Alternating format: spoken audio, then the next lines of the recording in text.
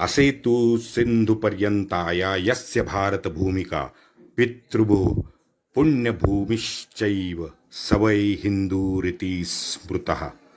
मित्रों, हमारे भारत भू का सच्चा इतिहास आपके समक्ष रखने का ये हमारा प्रामाणिक प्रयास है। आपकी सहयोग की अपेक्षा है।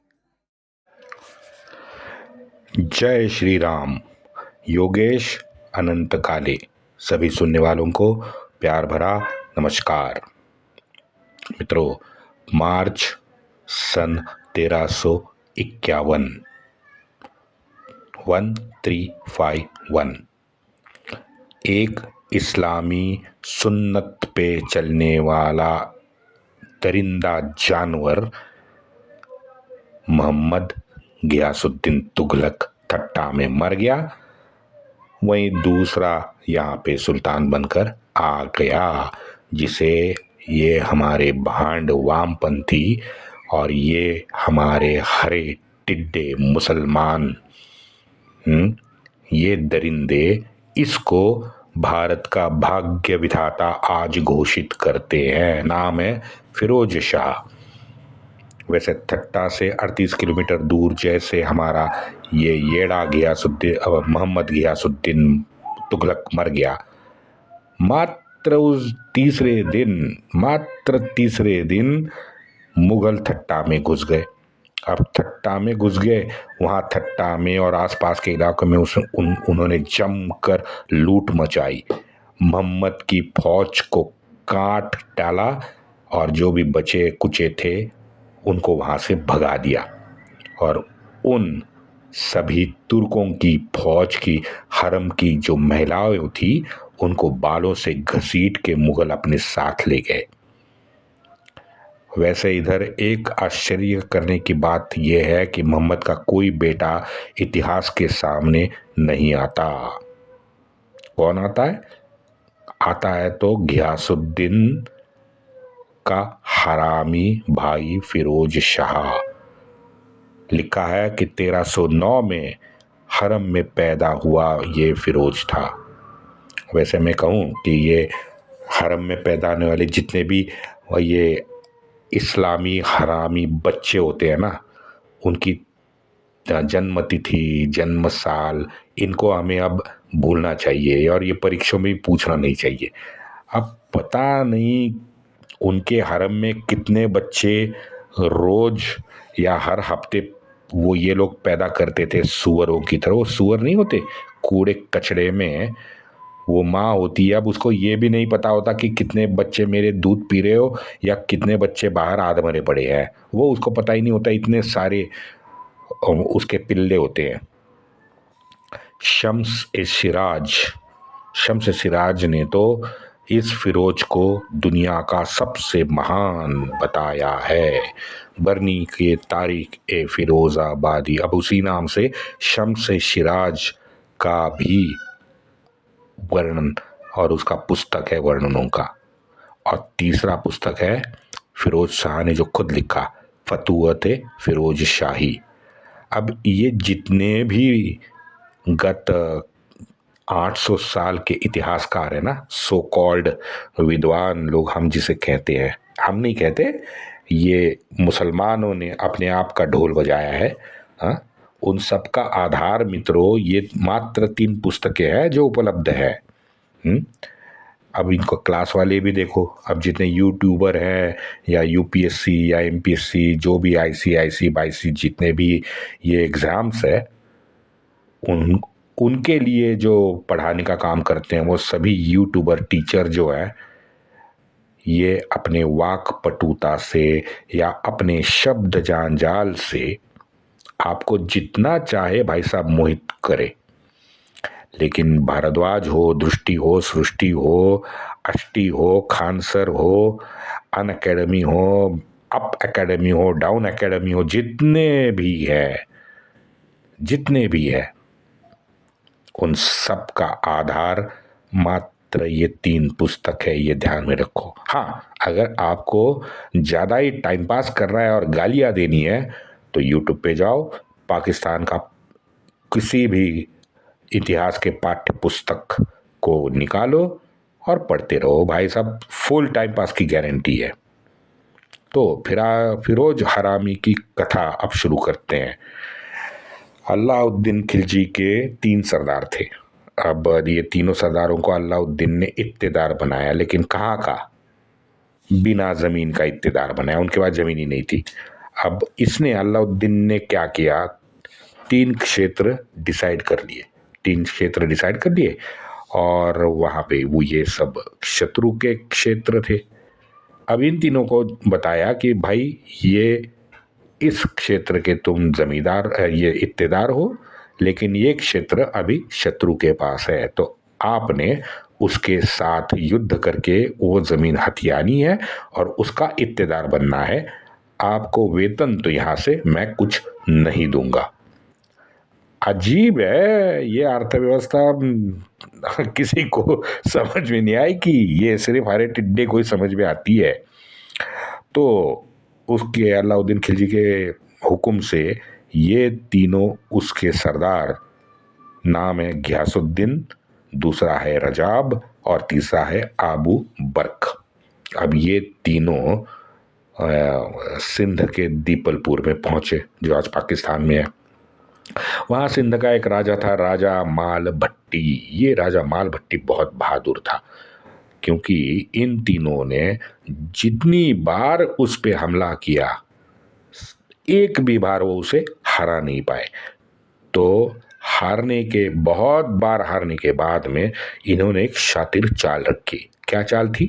रोज ये तीनों सरदार अपनी फौज को लेके दूर दराज सिंध के देहातों में ले जाने लगे। वहां उनका क्या मिशन था?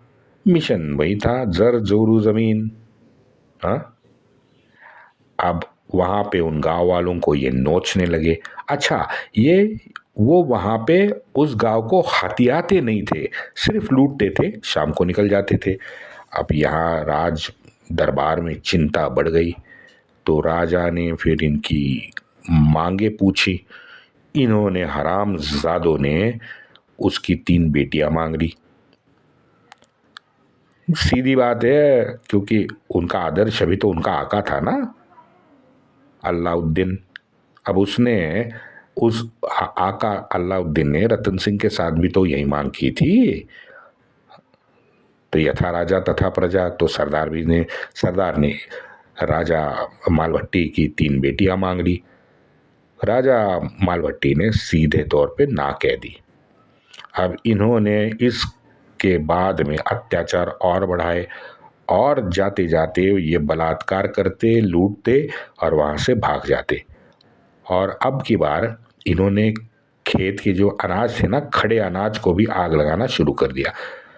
अब ये सब नई बात सुन के राज दरबार सचमुच चिंता में पड़ गया कि भाई सोच रहे थे कैसे निपटाए। तब राजा की सबसे बड़ी बेटी नीलू सामने आई। राज दरबार के सामने, सबके सामने, उसने अपने देह को इन नालायक इस्लामी जानवरों को सौंपने का निश्चय किया। बहुत भारी मन से राणा ने इन तीनों जानवरों से विनती की और रजाब ने उसको अपने हरम में फेंक दिया। उसका नाम रख दिया काड़बानो। इस काड़बालू नीलू को हरम में पहुंचने के बाद में मात्र 1 साल में बेटा पैदा हुआ, और यही है हमारा हरामी फिरोज। रजाब ने बलात्कार से पैदा नीलू की कोख में जन्मा ये हरामी फिरोज हमारे भारत का भाग्य विधाता। अच्छा, इन्हें शर्म बिरम कुछ आती नहीं है, वो आप छोड़ दो। ये मोहम्मद हबीब हो गया, ये इरफान हबीब हो गया, सतीश चंद्रा हो गया, रोमिला थापर हो गया, रामचंद्र गुहा हो गया, इन जैसे, चलो, इनको शर्म आती नहीं है कि कहने में कि भारत का भाग्य विधाता ये हरामी फिरोज था। चलो आगे देखते हैं। इस नीलू या काड़बानो को हरामी फिरोज के बाद एक भी बच्चा पैदा नहीं हुआ। कुछ समझे आप? समझ लो, फेंक दिया गया उसको हरम में। अब इस हरामी फिरोज का बाप जो था रजाब, ये 7 साल के बाद मर गया। तो जैसे वो मरा, गयासुद्दीन ने इस हरामी फिरोज को अपने पास ले लिया और उसको पक्का सुन्नत पे चलने वाला, पक्का मोमिन, नमाजी, हरामी, इस्लामी कुत्ता बना दिया। वैसे मोहम्मद के ठट्टा के पराभव के समय ये हरामी फिरोज उसके साथ ही था। लेकिन यहाँ दिल्ली में गियासुद्दीन की एक बहन थी, उसने अपने लड़के का दावा ठोक दिया था। अब देखो, मोहम्मद वहाँ ठट्टा में मरा है, फिरोज वहीं उसके पास है। एक्चुअली उसके पास नहीं था। जैसे मुगल ने ठट्टा में लूटपाट की और इसके टर्की सैनिकों को हरा दिया, ये फिरोज वहाँ ठट्टा से भाग चुका था। क्योंकि मुगलों की फौज ने पूरा बर्बाद कर दिया था। लेकिन फिरोज ने बढ़ा चढ़ा कर क्या लिखा है, वो मुगल अचानक आए, मोहम्मद बीमार था, उसके मरने के बाद मुझे दिल्ली भी जल्दी पहुंचना था, वगैरह वगैरह वगैरह। तो इससे भाई हारने का क्या मतलब, लड़ता तो मुगलों से, लेकिन दिल्ली जल्दी पहुंचना था, सल्तनत पे जो आंखें लटकाए खड़ा था। अच्छा, ये चाटुकार शम्स सिराज दिल्ली में इसे विजयी करार दे रहा था। हाँ, ये दिल्ली से हटा नहीं, दिल्ली में बैठ के ये ठट्टा की बातें कर रहा है कि ठट्टा में भाई असल में ये हरामी फिरोज विजयी हो गया है। कहता है मुगल वहां से भाग गए और फिरोज शाह की ये पूर्ण विजय श्री थी। उसके बाद में लिखता है बिखरी हुई फौज दिल्ली आ रही थी। अब देखो कितनी, मैं कुछ भी ये आधा सच आधा झूठ लिख देते हैं। अगर मुगलों को भगा के इसकी तुर्कों की सेना जीती थी ठट्टा में, तो ये बिखरी कब थी और क्यों थी? एक्चुअली सत्य ये हुआ था कि मुगलों ने तुर्कों को भगा के उनके जो भी बची कुची सैन्य थी वो भाग गई थी। फिरोज भी उसमें भाग गया था। फिर मुगल आए, मुगलों ने सबको लूट माट के मुगल निकल गए। तो ये अपने येड़े मोहम्मद के पास आ गया। तो उसको पता चला कि उसकी जो, क्या कहते हैं उसे यार, गियासुद्दीन की जो बहन थी, उसने अपने लड़के के लिए दिल्ली में दावत ठोका है। तो अब ये भी इंटरेस्टेड था फिरोज। तो उसने क्या किया, उसने सिंध में वो भागने वाली जितनी भी उसकी टर्की सेना थी ना, ये बिखरी हुई फौज लेके अब वो दिल्ली के रास्ते चल पड़ा सल्तनत को जीतने के लिए। लेकिन ठट्टा से जब फिरोज मुल्तान आया तो उसने दिल्ली आक्रमण की तैयारी एक्चुअली आरंभ की, क्योंकि उसे पता चला कि ख्वाजा ए जहान अब ठान के बैठी है कि किसी भी हालत में दिल्ली में वो इसको फिरोज को घुसने नहीं देने वाली थी। फिरोज को ये भी पता चला मुल्तान में कि खजाना तो दिल्ली का बिल्कुल खाली है भाई। तो उसने क्या किया, उसने फिर वो फेवरेट चाल चली इस्लामी कुत्तों की, उसने मुल्तान, दीपलपुर, अवध, सरखती और सारसूती में कुछ पैसा लूट के इकट्ठा किया। अब सिर्फ पैसा इकट्ठा किया लूट के, ना ना ना ना ना, इस्लामी जानवर है और मोमिन नमाजी है वो, नमाजी मोमिन।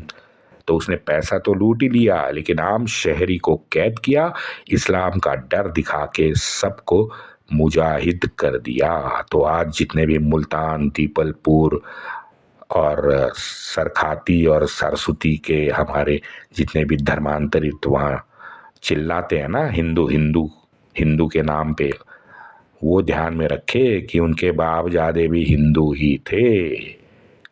चल, कासिम से लेके, मोहम्मद कासिम से लेके कुत्ते, हरे कुत्ते औरंगिया तक, सभी इस्लामी जानवरों ने हमारे साथ यही किया है। लूटा है और धर्म परिवर्तन करके हमारे बेटी बच्चियों को अपने हरम में ठूंस दिया है। यही काम किया है गत 1600 साल से। लेकिन हमारे पूज्य भिखमंगे कराची वुड वालों को देखिए, उनके हर पिक्चर में हर मुल्ला अच्छा होता है। चलो आज का विषय वो नहीं है। तो दिल्ली आते समय इस फिरोज को एक अपने हरामी फिरोज को एक बेटा पैदा हुआ। उसका नाम उसने रखा फतेह खान। मैंने ये आपको मित्रों इसलिए बताया कि ये इस्लामी जानवरों के पास कहीं अगर वो बाहर जा रहे हैं, चाहे तलवार हो ना हो, भाई हरम हमेशा पास होता था। अब शिराज ने ये लिख दिया कि सुल्तान फिरोज शाह ने शहर बसाया, नाम रखा फतेहाबाद। अबे चिरकुट जिस गांव में वो रुका था ना, उसका असली नाम था इकदार। हरामी फिरोज इस गांव में रुका, वहां उसका बेटा पैदा हुआ, इसलिए उसने इकदार गांव का फतेहाबाद नामकरण किया। गजब झूठ है भाई इन लोगों का। और फिर चिरकुट में आपको बताता हूं, जैसे ये फैजाबाद का हमारे पूज्य योगी जी ने हमारे नाम अयोध्या किया ना, फैजाबाद का नाम अयोध्या किया, उसी तरह से हरामी फिरोज ने इकदार का नाम फतेहाबाद किया। ध्यान में रखो। यहाँ दिल्ली में 81 साल की ये बुढ़ी औरत ख्वाजा-ए जहान ठान के बैठी थी कि हरामी फिरोज को मैं दिल्ली में घुसने नहीं दूंगी। लेकिन खबर तो आ रही थी लगातार कि फिरोज तो अपनी फौज बढ़ाते हुए दिल्ली की ओर निकला है। तो वो फिर उसका अब ये पट गई। वो क्या कहते हैं उसे हिंदी में, अब वो सोचने लगी कि भाई क्या करे, फिरोज को भगाएं या उसका स्वागत करें। फिर आखिर में फिरोज जब अपने दिल्ली गेट पे पहुंचा तो इस बुढ़ी 81 साल की ख्वाजा-ए जहान हरामी फिरोज के खुद सामने आई, उसको गले की भाई चेन दे दी, सर पे पटका लगा लिया और आखिर में मित्रों सुनो, ख्वाजा जहान ने हरामी फिरोज को तिलक भी लगाया।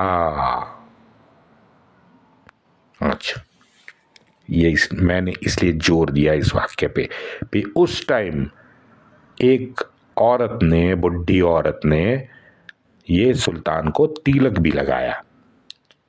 ये हमारे हरामी फिरोज का हरम जो था वो भी बहुत बड़ा था भाई, क्योंकि वहाँ उस हरम में उसने एक घियासुद्दीन की बेटी खुदावंद ज़ादा भी रखी थी। वो तो अपने बाद में शोहर के साथ भी वहीं हरम में रहती थी। फिरोज की नज़र सीधी बात है खुदावंद ज़ादा पे थी। हाँ, एक दिन जुम्मा का खुतबा होने के बाद में फिरोज हरम में चला गया। सोच रहा था कि खुदावंद ज़ादा के खेत में मैं मेरा हल चलाऊंगा, लेकिन पीछे से 2 हमलावर आए। अल्लाह की मर्जी थी कि फिरोज वहां से समय रहते भाग गया और बचा। ये हमारा हरामी फिरोज इतना डर गया कि पहले 2 साल भाई साहब सुल्तान फिरोज शाह दिल्ली में रहा, लेकिन हरम में नहीं गया।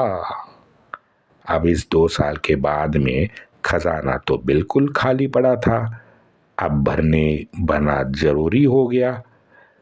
तो क्या है, असली इस्लामी जानवर है। भाई ने लूटमार चालू कर दी। भाई डकैती खानदान से वो है और वो भला क्या और कर सकता है।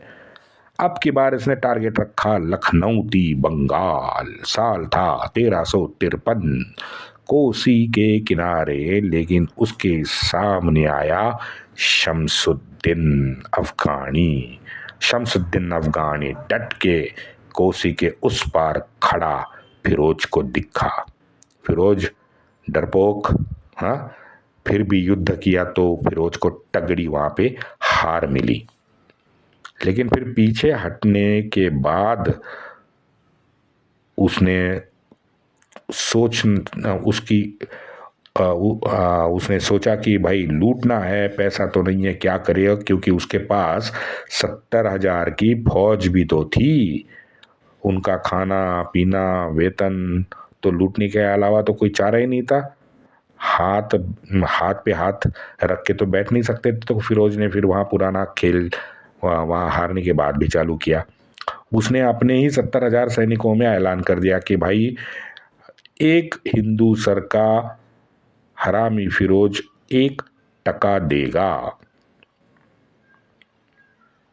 शम्स सिराज ने आंकड़ा लिखा है, फिरोज को 1,80,000 टका अपने मुजाहिदीन को देना पड़ा। तो इसका सीधा मतलब 1,80,000 तो उन्होंने काट ही दिए थे। पैसा भी मिला, मन के वहशी जानवर को सुकून भी मिला इससे, तो और क्या चाहिए था। ये लखनऊती का शमसुद्दीन सोनार गांव आया फिरोज का अपने पीछा करते करते। अब सोनार गांव को इसने लूट लिया था, तो सोनार गांव के इत्तेदार एक था फकरा। अब फकरा के फौज को वही काट डाला। जमाई जाफर भाग के तुरंत दिल्ली पहुंचा। अब तातर खान के नेतृत्व में पसवंदा मोमिन की फौज ये फिरोज ने उतारी। शम्स सिराज कहता है, इस तातार खान के नाकाम कोशिशों से हमारे सुल्तान निराश हुए। एक दिन नमाज के बाद सुल्तान शराब चख रहे थे। उनके पास हरा रंग और स्वाद की शराब थी। पता नहीं क्या पी रहा था साला। ये कौन सी शराब होती है भाई। जब शराब पी तो तातार महल से उनकी राह देख खड़ा था। अब नाराज सुल्तान ने तातार को ना मिलने का बहाना ढूंढा, लेकिन तातार पुराना खिलाड़ी था। पुराना खिलाड़ी है मैं कह रहा हूं। सिराज दिखता है, लेकिन तातार वहीं खड़ा रहा और थोड़ी देर के बाद क्रोध से भरा तातार हरम में घुस गया, जहां फिरोज स्वतः नंगा डरा हुआ खड़ा था। उसके साथ उसके अंगरक्षक भी थे, वो छिपने लगे। तातार फिरोज के कमरे में घुसा और वहां नंगे फिरोज को उसने बिस्तर से नीचे घसीट लिया। नंगा फिरोज, जिसे हमारे कथाकार भारत का भाग्य विधाता कहते हैं। इस घटना के बाद फिरोज 6 महीने तक जौनपुर इलाके में भटकता रहा। वहीं लखनऊती में शमसुद्दीन मर गया था, वहां उसके जगह पे सिकंदर आया था। फिरोज को लगा कि ये मौका अच्छा है, घुस गया लखनऊती। बट हाय किस्मत, फिर से हार का मुंह देख के अपना मुंह काला करके जफर के साथ दिल्ली लौटा।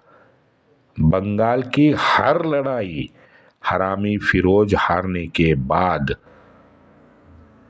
उसको याद आया नया बैंक और नए बैंक में रखा हुआ अपने बाप का माल।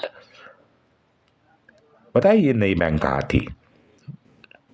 अपने ओडिशा में जगन्नाथपुरी के बैंक पे डाका डाला। लॉकर से तमाम जेवरात, सोना चांदी सब निकाला और जाते जाते मंदिर की जगन्नाथ की जो मूर्तियां थी वो भी हरामी फिरोज लेके दिल्ली आया। हाँ, खूब मूर्ति की विटंबना करके उसने जाहिर तौर पे मूर्ति तोड़ दी। सीरत फिरोज शाही के अनुसार हरामी फिरोज उसके बाद चिल्का लेक गया। वहां भी उसने खूब लूटा, धर्मांतरण किया। माले गनीमत में सभी हिंदू औरतों को अपनी फौज में औरतों को बंटवाया। गर्भवती माँ, बूढ़ी महिलाओं को उसने रौंद दिया। बच्चों को जिनके नाभि के नीचे बाल नहीं आए थे उन सभी को लोहे की जंजीरों से बांधकर फिरोज ले गया। अचानक हुए हमले से बौखलाए हमारे हिंदू वीर थोड़े दिन के बाद फिर जागे। छुपे हमले उन्होंने चालू किए। लूट का माल गनीमत में जितना भी लूट का माल था वो वापस आहिस्ता आहिस्ता लाने की कोशिश शुरू की। इस बंगाल और जगन्नाथपुरी मंदिर के 2 साल और 7 महीने हमले के बाद जो फिरोज 2 साल 7 महीने वहाँ रुका था, जब दिल्ली आया मित्रों, तो इस हरामी फिरोज के पास सिर्फ 73 हाथी थे। हाँ, और वो हमारी जगन्नाथपुरी की मूर्ति भी थी। इतने अपमानजनक पराभव के बाद भी सिराज लिखता है, दिल्ली वाले उनके शासन से खुश थे। वंदे मातरम।